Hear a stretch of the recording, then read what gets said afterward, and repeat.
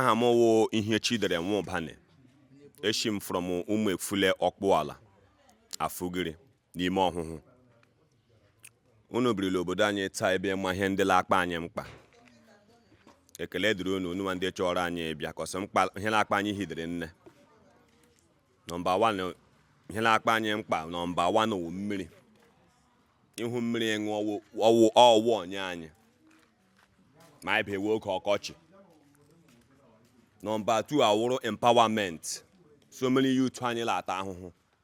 Onwecha ndị gụchara akwụkwọ nwecha degree, ọchịchị ewerela degree ha mere ụlọ.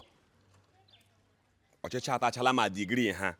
Onye gacha school ya bịala ba agba keke. Onye gacha school ya bịa ga nwa hule medicine, nwa hule medicine. Bịa bido fuwe block.